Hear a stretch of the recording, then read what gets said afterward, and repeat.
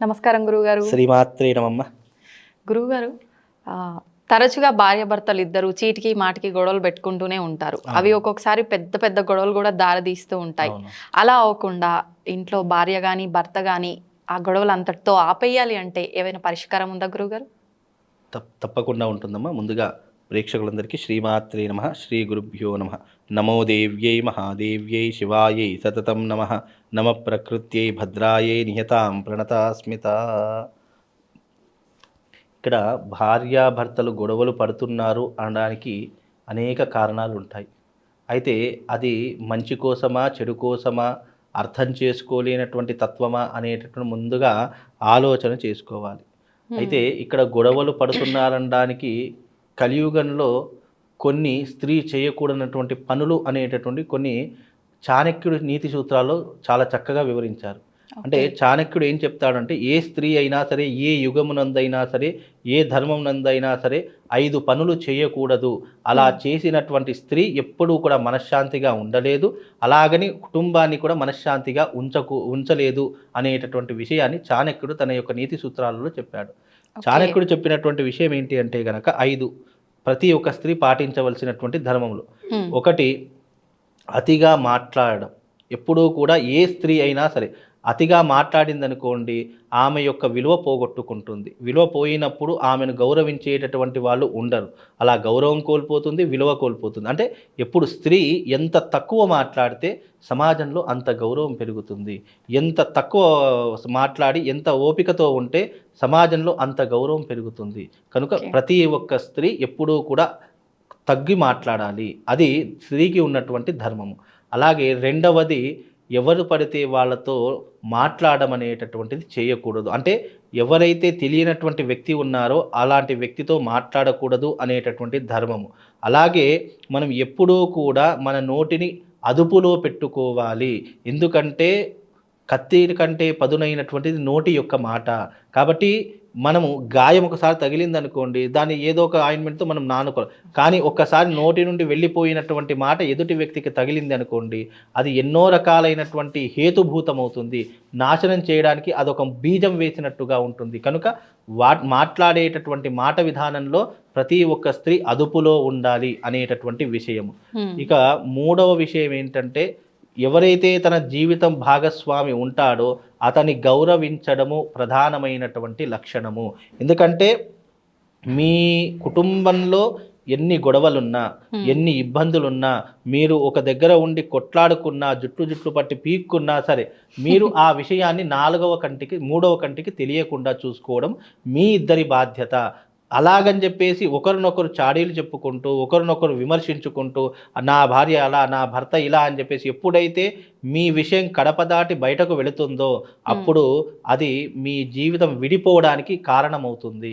కనుక అలా జరిగింది అంటే అక్కడ గొడవలు ప్రధానంగా ప్రారంభమవుతాయి.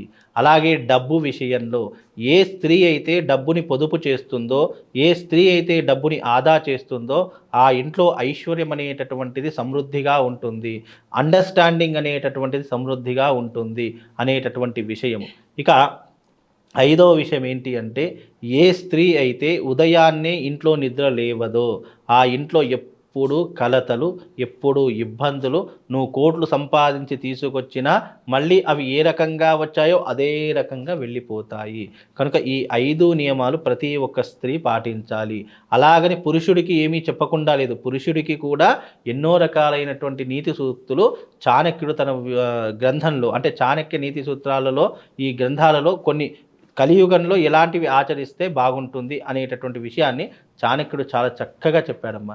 అయితే పురుషుడు కూడా చేయవలసినటువంటి కర్తవ్యాలు ఏంటి అంటే, నీ భార్య ఎంత తప్పు చేసినా, ఏది చేసినా 10 మందిలో ఉన్నప్పుడు నీ భార్యను నువ్వు సమర్థించాలి.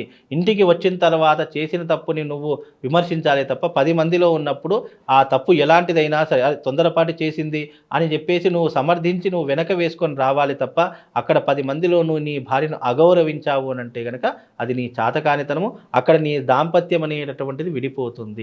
ఇక రెండవది, ఎప్పుడైనా సరే భార్య అనేటటువంటి వారిని మనము ఎలా చూసుకోవాలంటే, ఇంట్లో అన్ని వస్తువులు సమకూర్చుకొని అన్ని రకములైనటువంటి విధానాలు తన కుటుంబానికి సరిపోయేటటువంటి అవసరాలన్నీ తీర్చిన తర్వాత అప్పుడు నువ్వు బయట వ్యవహారాదులు చూసుకోవాలి తప్ప నీ కుటుంబాన్ని పక్కన పెట్టి బయట వ్యవహారాలకు ప్రాధాన్యత ఇచ్చావు, దాన్ని నువ్వు ప్రధానంగా చూసుకున్నావు అంటే గనక ఇక్కడ నీ సంసారం అనేటటువంటిది విడిపోవడంతో పాటు జీవితంలో గొడవలు కూడా పెరిగిపోతాయి. కనుక అలాంటివి పెట్టుకోకూడదు అనేటటువంటి నియమాలు చెప్పారు. కోపతాపాలకు ఆవేశాలకు ఎప్పుడూ కూడా భార్య దగ్గర నువ్వు ప్రతాపం అనేటటువంటిది చూయించకూడదు. ఎంత కోపం వచ్చినా, ఎంత ఆవేశం వచ్చినా, ఎంత ఇబ్బంది అయినా భార్య దగ్గర ప్రేమగానే ఉండాలి తప్ప నువ్వు అనవసరమైనటువంటి విషయాలకు పోయి భార్యతో ఎక్కడ ఉన్నటువంటి కోపం భార్య దగ్గర తీర్చావనుకోండి, ఆమె ఆదిపరాశక్తిలా మారిపోతుంది, మీ జీవితం విడిపోవడానికి కారణమవుతుంది. ఇలా ఎన్నో రకాలైనటువంటి నియమాలను ఇద్దరికీ కూడా తెలియజేశారు. నేను చెప్పినటువంటి నియమాలు ఎవరు పాటించడం లేదు. ఎవరైనా పాటిస్తే గనక మీరు అన్నట్టుగా గొడవలు రాకుండా ఉంటాయి, ఇబ్బందులు రాకుండా ఉంటాయి, అసలు వాళ్ళ జీవితంలో సమస్య అనేటటువంటిది రాకుండా ఉంటుంది. ఇప్పుడు ఎక్కడుంది ఆ జనరేషన్ ఉందా మనకు? ఆ జనరేషన్ లేదు. ఇప్పుడు ఉన్నటువంటి జనరేషన్ ఏంటి అంటే ఒకరినొకరు విమర్శించుకోవడం, నేను సంపాదిస్తున్నా నువ్వు సంపాదిస్తున్నావు, ఈగోసు అంటే అహంకారము, సంపాదిస్తున్నాను కదా నువ్వు చెప్పినట్టు నేను ఎందుకు వినాలి అనేటటువంటి అహంకారం. ఇక్కడ ఒక్క విషయం చెప్తాను, భార్య ఎంత సంపాదించినా, భర్త ఎంత సంపాదించినా భార్యకు ఉన్నటువంటి ఆధిక్యత భార్యకు ఉంటుంది, భర్తకు ఉన్నటువంటి ఆధిక్యత భర్తకు ఉంటుంది. ఇక్కడ ఇద్దరు అర్థం చేసుకునే విధానంలోనే ఉంటుంది తప్ప అవి అర్థం చేసుకోకపోతే మీరు అన్నట్టుగా చీటికి మాటికి గొడవలు. ఇప్పుడు ఉదాహరణకు నేను ఒక భార్య భర్త చెప్పినట్టు వినకపోతే చెప్పే ప్రతి విషయాన్ని నెగిటివ్గానే ఆలోచిస్తాడు, చెప్పే ప్రతి ఒక్క విషయాన్ని వ్యంగ్యంగానే చూస్తాడు. అలా చూసినప్పుడు ఆటోమేటిక్గా గొడవలు అనేటటువంటివి ప్రారంభమవుతాయి. అయితే ఇవి కలియుగంలో ఉన్నటువంటి అనేక విధములైనటువంటి ఆచారాలు అని చెప్పను, అనాచారాలు అని చెప్తారు. ఎందుకంటే ధర్మమే అలా ఉంది. ఇప్పుడు ఇక్కడ వైఫ్ అండ్ హస్బెండ్ అన్నదానికి కాదు, రిలేషన్షిప్ ఏదైనా సరే నేను ఒకటే విషయం చెప్తాను, అండర్స్టాండ్, అడ్జస్ట్మెంట్, ఈ రెండూ ఉంటేనే జీవితం అనేటటువంటిది సునాయాసంగా కొనసాగుతుంది తప్ప ఎప్పుడైనా సరే నేను తక్కువ నువ్వు తక్కువ అని ఎంచుకున్నప్పుడు నీ మాట నేనెందుకు వినాలి, నా మాట నువ్వెందుకు వినవు అని అనుకున్నప్పుడు మీరన్నట్టుగా గొడవలే అవుతాయి. అది 10 మందిలో వెళ్ళినప్పుడు అది ఇంకా ఇంత పెద్దగా వెళ్ళిపోతుంది. మన ఇంటి విషయాలు ఎందుకు చెప్పావని భర్త, మా ఇంటి విషయాలు నేను చెప్పలేదని భార్య, ఇలా ఒకరినొకరు ఎప్పటికీ చీటికి మాటికి కొట్లాడుతూనే ఉంటారు. ఆ దాంపత్యం ఎప్పటికైనా విడిపోయేటటువంటి దాంపత్యమే. అందుకే దాంపత్యము స్ట్రాంగ్గా ఉండాలి అంటే ఒక్కసారి ఒక ఆడపిల్ల మెడలో మంగళసూత్రం పడింది అంటే గనక కష్టమైన, నష్టమైన, బాధైన, దుఃఖమైన ఏదైనా సరే ఇక ఆ భర్తతో అనుభవించక తప్పదు అనేటటువంటి విషయాన్ని నేను చెప్తానమ్మా. ఎందుకు అంటే విడిపోవాలి అనేటటువంటి ప్రస్తావన నేను చెప్పను. ఎందుకు అనంటే ఒకసారి విడిపోయావు, నీకు రెండవసారి కూడా అదే ఎదురయ్యింది, అలాంటి వాడే దొరికాడు అంటే మళ్ళీ అప్పుడు నీ జీవితం ఏంటి? ఉన్న జీవితంలో ఒక భర్త నీకు ఇలా దొరికాడు అంటే అది నీ తలరాత, నీ కర్మ, నీకున్నటువంటి అదృష్టంలో ఇలాంటి వాడు దొరికాడు అని సరిపెట్టుకొని ఉన్న జీవితాన్ని గడపాలే తప్ప విడాకులు అన్నదానికి నేను ఎక్కువ ప్రిఫరెన్స్ ఇవ్వను. ఎందుకంటే ప్రతి ఒక్క మనిషిలో తప్పు ఒప్పులు రెండూ ఉంటాయి. తప్పు ఒప్పులు లేనటువంటి మనిషి ఈ భూలోకంలో ఎవ్వడూ లేడు, అలాంటి వాడు ఉండడు కూడా. ఎందుకంటే తప్పుల్ని కప్పిపుచ్చుకొని తిరిగేటటువంటి వాళ్ళు ఉంటారు, ధైర్యంగా తప్పులు చేసే వాళ్ళు ఉంటారు. తెలిస్తే నాదేం పోతుంది, నా వెనక అంత ఆస్తుంది, ఇంత డబ్బు ఉంది, ఈమె కాకపోతే నేను 10 మందిని చేసుకుంటానని ఆయన అనుకోవచ్చు. లేదు ఇతనితో నేనెందుకు భరించాలిరా నాయన, ఇతను లేకపోతే నా జీవితం చక్కగా హ్యాపీగా ఉంటుందని అతన్ని వదిలివేసి వెళ్ళిపోయినటువంటి ఆడపిల్లలు కూడా చాలామంది ఉన్నారు. ఇక్కడ తప్పు ఒప్పులు అనేటటువంటి వాళ్ళు అడ్జస్ట్మెంట్ చేసుకొని, వాళ్ళు కన్జస్ట్మెంట్ చేసుకొని వాళ్ళు ఒక ఆలోచనకి రావాలి తప్ప విడిపోవడానికి ఎన్నో కారణాలు ఉన్నాయి. మీరు అన్నట్టుగా ప్రతి ఒక్క చిన్న చిన్న విషయానికి కూడా విడిపోతున్నారంటే ఇవన్నీ ఉన్నటువంటి మనిషి జీవితంలో ఇవన్నీ కూడా ఉన్నాయి కాబట్టే అండర్స్టాండ్ లేకపోవడం, అడ్జస్ట్మెంట్ లేకపోవడము ఇటు పురుషుడికైనా స్త్రీకైనా ఇవి లేవు కాబట్టే మనుషులు ఇన్ని రకాలైన కష్టాలకు, నష్టాలకు, బాధలకు, దుఃఖములో అలవాటు పడిపోతున్నారు. కనుక జీవితంలో అంటే నాకు తెలిసినటువంటి పరిజ్ఞానంలో అలాంటివి వచ్చినప్పుడు శాస్త్రమునందైతే ఒక చిన్న పరిహారాన్ని మాత్రం తెలియజేశారు. ఇలాంటి ఇబ్బందులు ఉన్నాయి అంటే దీంట్లో నేను ఒక విషయం చెప్తానమ్మా. భర్తకు వ్యసనాలు ఉన్నాయి అని చెప్పి భార్య పోలీస్ స్టేషన్లో కంప్లైంట్ ఇచ్చింది. వ్యసనాలు అనేటటువంటివి మనిషి జీవితంలో ఒక్కసారి ప్రారంభం అయ్యాయి అంటే అవి జీవితంలో అవి పోవడం అనేటటువంటిది కష్టసాధ్యము. ఇక అవి మనిషి పోతే కానీ పోవు. కొంతమంది వ్యక్తులు భార్య మీద ఉన్నటువంటి ప్రేమతో అవి మానేసుకున్నటువంటి సందర్భాలు కూడా ఉన్నాయి.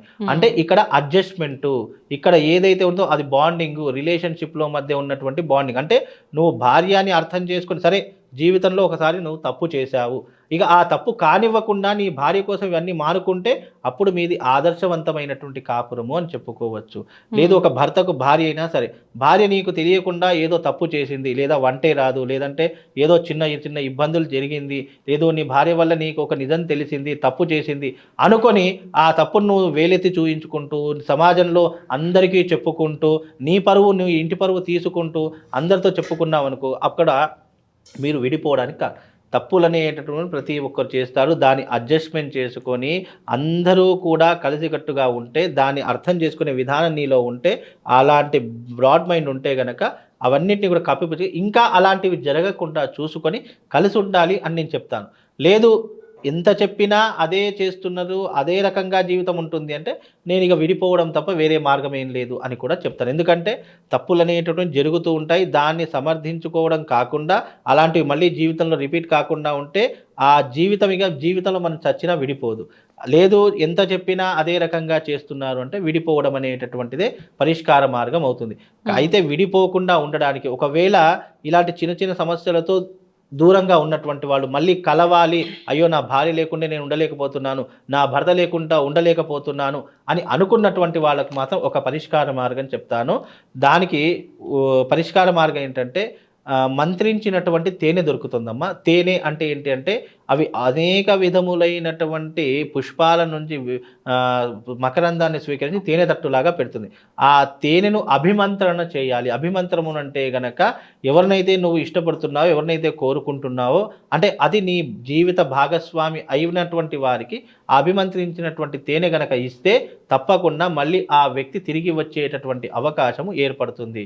మళ్ళీ ఆ తేనె ఏం చేయాలి అని అంటే గనక రోజుకి ఒక చెంచాడు రావి చెట్టు కింద ఆ తేనెను వేయాలి. అలా వేసినప్పుడు ఆ భర్త అయినా సరే, భార్య అయినా సరే వెంటనే నీ ఇంటికి వస్తుంది. ఎందుకు అనంటే ఆ తీపి పదార్థం ఏ చెట్టు దగ్గర అయితే పడుతుందో అక్కడ చీమలు అనేటటువంటి వాటిని తింటూ ఉంటాయి, దాన్ని ఆస్వాదిస్తుంటాయి. అలా తిన్నప్పుడు నీ తేనె అయిపోయేంత వరకు నీ భర్త మళ్ళీ నీకు ఇంటికి తిరిగి వస్తాడు.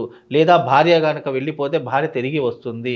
అలా వచ్చినప్పుడు మళ్ళీ మీకు గొడవలు అనేటటువంటివి రాకుండా మీ జీవితంలో దాంపత్యం అనేటటువంటిది మళ్ళీ కలకాలం వర్ధిల్లుతుంది. ఎందుకంటే ఒకసారి విడిపోయారు, ఒకసారి వెళ్ళిపోయారు అనుకున్నటువంటి వ్యక్తులు మళ్ళీ జీవితంలో గనక కలిస్తే మళ్ళీ విడిపోయే ఆస్కారం ఉండదు. ఎందుకు అనంటే ఒకసారి తప్పులు చేసి విడిపోయారు, మళ్ళీ ఆ తప్పులు జరగకుండా వాళ్ళిద్దరూ 100% జాగ్రత్త వహిస్తారు.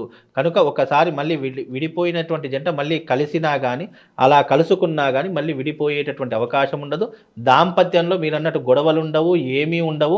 అలా రాకుండా గనక ఉండాలి అంటే ఈ తేనెను అభిమంత్రించినటువంటి తేనె ఏదైతే ఉందో అది రావి చెట్టు మొదట్లో రోజుకు ఒకటే స్పూను, రోజుకు ఒక్కొక్క స్పూను పోస్తూ పోస్తూ పోస్తూ ఉంటే ఆ తేనె అయ్యే లోపల ఆ తేనె ఎట్లయితే తరిగిపోతుందో ఇతని మనసులో, ఇతని బ్రెయిన్లో ఉన్నటువంటి విధానాలన్నీ కూడా మెల్లిమెల్లిగా పూర్తిగా తరిగిపోయి మళ్ళీ వాళ్ళిద్దరూ కూడా కొత్త కాపురాన్ని ఏర్పరచుకుంటారు. ఇలా కొత్త ఏమీ గొడవలు రాకుండా ఎవరైనా సరే చాలా హ్యాపీగా ఉంటారమ్మా. అయితే ఆ తేనె దొరుకుతా గురువు గారు, లేదంటే నార్మల్ గా తేనె తీసుకొచ్చి తేనె దొరుకుతుంది, దాని అభిమంత్రణ చేయాలి. అభిమంత్రణలో అంటే భార్యకు గనక చెయ్యాలి అంటే ఏం చెయ్యాలి అంటే భర్త రావాలి అంటే దానికి మంత్రం ఉంటుంది. ఆ మంత్రం కూడా ఏంటి అంటే పతిం మనోరమాం దేవి మనోవృత్తానుసారిణీం తారిణీం దుర్గ సంసార కారణస్య కులోద్భవీం అని అనుకునేటటువంటి మంత్రాన్ని దాంట్లో దాదాపుగా 1100 సార్లు అభిమంత్రణ చేయాలి. అదే రకంగా భర్తకు కావాలి, భార్య వెళ్ళిపోయి చాలా రోజులైంది, భార్య రావాలి అంటే గనక అంటే గొడవలు పడి వెళ్ళిపోయారు అంటే మళ్ళీ భార్య రావాలి అంటే దానికి పత్నిం మనోరమాం దేవి మనోవృత్తానుసారిణిం తారిణిం దుర్గ సంసార కారణస్య కులోద్భవం అనేటటువంటి మంత్రాన్ని 1100 సార్లు ఉచ్చారణ చేసి అభిమంత్రణ చేసి ఆ తేనె వాళ్ళకి ఇచ్చి రోజు చెట్టు మొదట్లో గనక పోస్తే ఆ తేనె అయిపోయేసరికి మళ్ళీ భార్య అయినా సరే భర్త అయినా ఇంటికి వస్తారు. ఇక జీవితంలో గొడవలు కాకుండా ఉంటాయి. ఎందుకంటే మీరు అన్నట్టుగా గొడవలు లేనటువంటి జీవితము ఈ సృష్టిలో ఏది లేదు. ప్రతి ఇంటికి గొడవలు ఉంటాయి, గొడవలు లేనటువంటిది అయితే ఏమీ ఉండదు. అలా గొడవలు లేనటువంటి ఇల్లు అంటే ఇక అది దేవాలయంతో సమానం కాబట్టి ప్రతి ఒక్కరికి గొడవలు ఉంటాయి, ఇబ్బందులు పడతారు. అలా పడకుండా ఉండడానికి ఈ రెమెడీ చేసుకోండి. తప్పకుండా 100% ఫలితాలు వస్తాయి. థ్యాంక్ యూ గురుగారు. శ్రీమాత్రే.